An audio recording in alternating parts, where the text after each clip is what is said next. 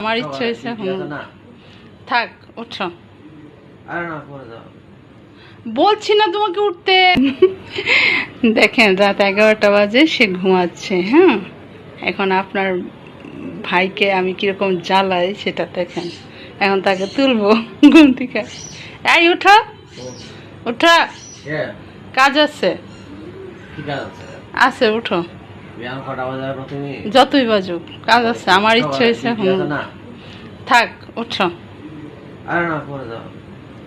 বলছি না তোমাকে উঠতে কেন কইব তো দাদা জিজ্ঞেস করবো আমার রাত্রির বাজে 11টা উপরে তুমি দাদা জিজ্ঞেস আমি তো এইভাবেই জিজ্ঞেস করবো।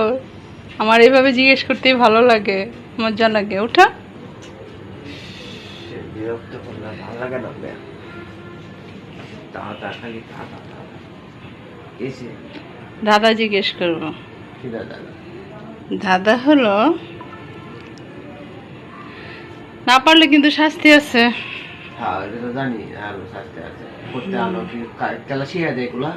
কেউ শিখায় না, আমার বুদ্ধিতে করি। তুমি কি ভাবো সব বুদ্ধি তোমার, আর কেউ বুদ্ধি থাকতে পারে না? রাত্রি 11টা বাজে কেউ দাদা জিজ্ঞেস করে না, কেউ না করলে আমি করি। আচ্ছা দেখো প্রশ্ন, দাদার প্রশ্নটা হচ্ছে বসো পরে জিজ্ঞেস করতেছি। প্রশ্নটা শুনো কিন্তু, জিনিসটি আপনার কিন্তু সবাই ব্যবহার করে, আপনি করেন না, এটা কি হবে? জিনিসটি আমার, হ্যাঁ সবাই ব্যবহার করে, হ্যাঁ আমি শুধু ব্যবহার করি না। না এবার কই পাও তুমি? কই পাও? পাই বলবো না। হ্যাঁ এটা তো আমি বলতে পারতেছি না। বলতে পারতেছ না? না তুমি তো বলছো। তাহলে জিনিসটি আমার, সবাই ব্যবহার করে, আমি ব্যবহার করি না। Sorry first. তাহলে শাস্তির জন্য প্রস্তুত হও। আচ্ছা যে শাস্তি দাও আমি মরিচ খাবে, মরিচ। রাতের 11টা বাজে তুমি ওটা কেন দাদাজি আর মরিচ খাওয়াবা?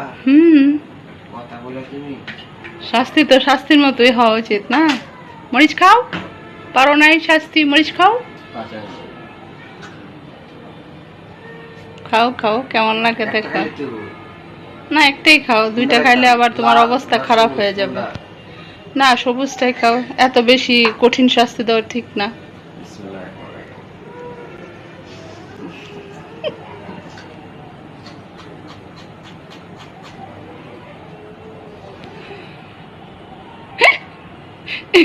কেমন লাগে?